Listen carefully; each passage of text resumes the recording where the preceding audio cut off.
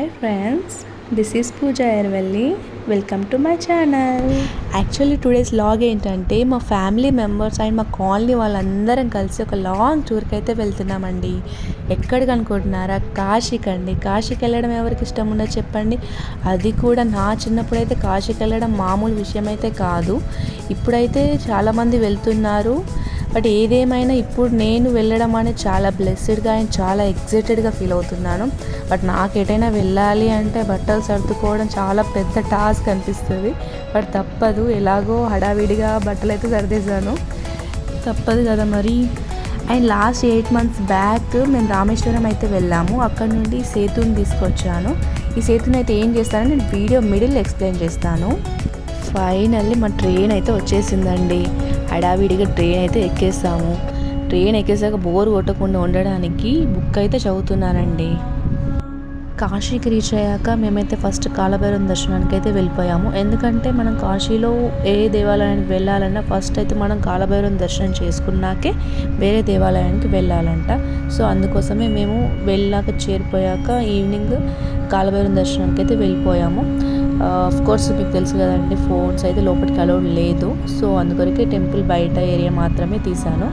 And ఇవన్నీ temple బయట shops అవన్నీ అన్నమాట. కాలభైరవం దర్శనం అయిపోయాకనైతే నెక్స్ట్ మార్నింగ్ 4 o'clockకి మెయిన్ టెంపుల్కి అయితే వచ్చేసామండి, కాశీ విశ్వేశ్వరుని దర్శనం చేసుకోవడానికి.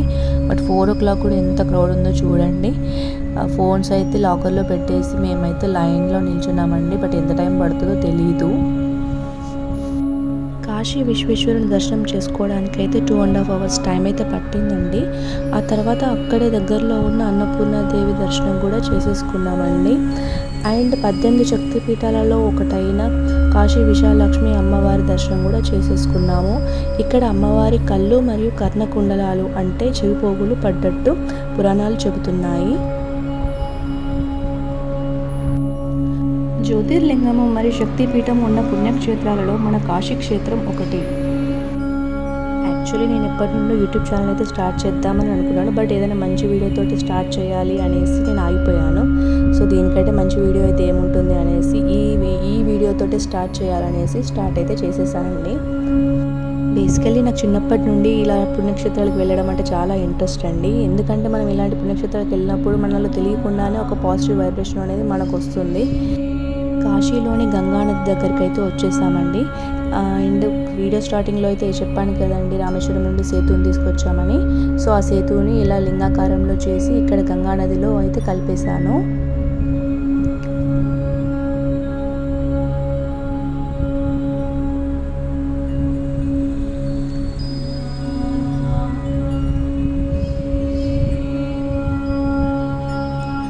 అండ్ అలాగే ఇక్కడి గంగానదిలోని నీటిని తీసుకువెళ్ళి మనం రామేశ్వరంలోని శివలింగంపై అభిషేకం చేయాలంట.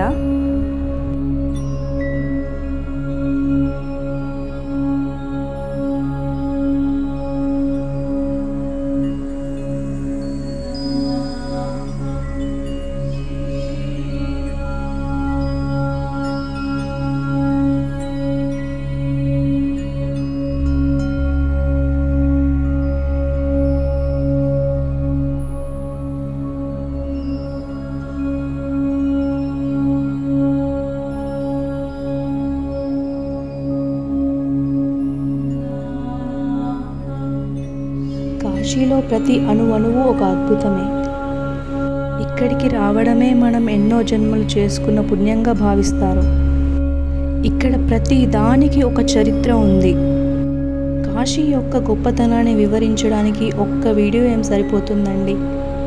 కానీ అన్నీ కాకపోయినా కొన్ని ముఖ్య విషయాలని మనం ఈ వీడియోలో తెలుసుకుందాం. కాశీ విశ్వనాథ దేవాలయం ఒక ప్రసిద్ధమైన శివాలయం. ఇది ఉత్తరప్రదేశ్లోని వారణాసిలో పవిత్ర గంగానదికి పశ్చిమ ఒడ్డున ఉంది. ఇది శివాలయాలలో అత్యంత పవిత్రమైన 12 జ్యోతిర్లింగాలలో ఒకటి. ఇక్కడ కొలువై ఉన్న మూర్తిని విశ్వనాథుడని, విశ్వేశ్వరుడని పిలుచుకుంటారు. కాశీకి గల మరొక పేరు వారణాసి. ఈ వారణాసి అన్న పేరు ఎందుకు వచ్చిందంటే వరుణ మరియు అసి నదులు వచ్చి గంగానదిలో కలవడం వలన కాశీని వారణాసి అని కూడా పిలుచుకుంటారు.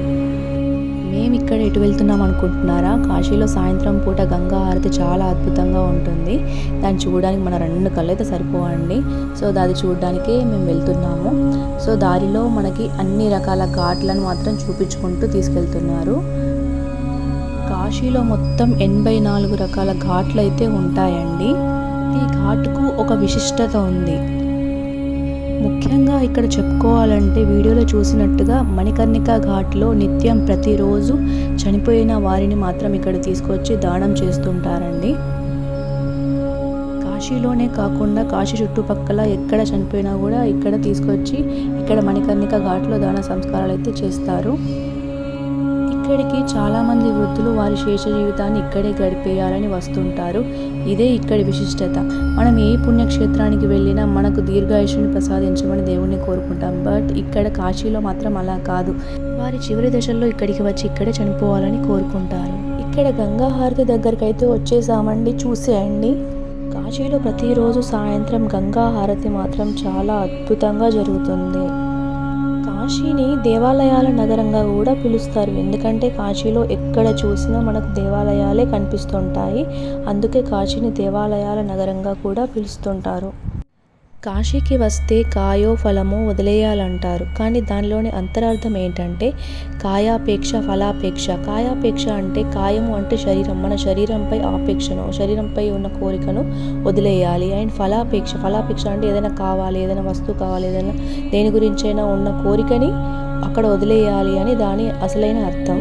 బట్ అది తరతరాలు మారుతూ కాయో ఫలమో వదిలేయాలి అన్నట్టుగా వచ్చేసింది. ఆ తర్వాతి రోజు కాశీలోని గవ్వలమ్మ గుడికైతే వెళ్ళిపోయామండి. కాశీకి వస్తే ఖచ్చితంగా గవ్వలమ్మ టెంపుల్ అయితే సందర్శించుకోవాలి. యాక్చువల్లీ ఇక్కడ అయ్యగారు నా ఫోన్ అయితే లాగేసుకున్నారు.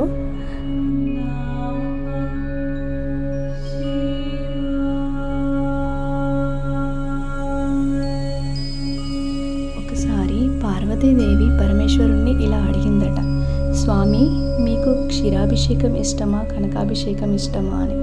అప్పుడు నవ్వుతూ పరమశివుడు జవాబిచ్చాడంట, నాకు భక్తితో చెంబెడు నీళ్లు పోసినా చాలన్నాడంట. కనుక దేవునికి కావాల్సింది గొప్ప గొప్ప కానుకలు కాదండి, మీరు భక్తితో చేసే పూజ మాత్రమే. కాశీకి వస్తే అందరికీ ఏమనిపిస్తుందో నాకు తెలియదు, కానీ నాకు మాత్రం ఇలా అనిపించింది. ఇక్కడ ఏది శాశ్వతం కాదు. ఈ మానవ సంబంధాలు, కార్లు, బంగ్లాలు, ఇల్లులు ఏవి శాశ్వతం కాదు.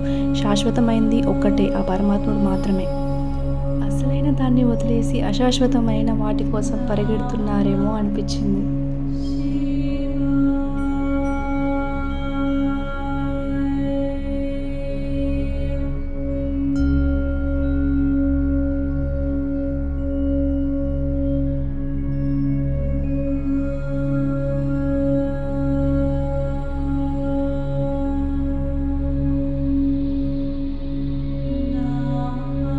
ఇక్కడ సంకటమోచన హనుమాన్ టెంపుల్ కూడా చాలా విశిష్టమైందండి. ఇక్కడికి ఖచ్చితంగా దర్శించుకోవడానికి అయితే వెళ్ళాలి తప్పకుండా.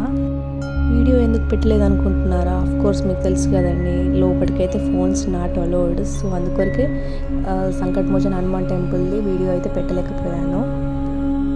నేనైతే ఒకటి చెప్పాలనుకుంటున్నానండి, మనకున్న ఈ చిన్ని జీవితంలో ఇలాంటి చిన్న చిన్న ఆనందాలను పొందుతూ మన లైఫ్ని అయితే హ్యాపీగా గడిపేయాలని నేను అనుకుంటున్నాను.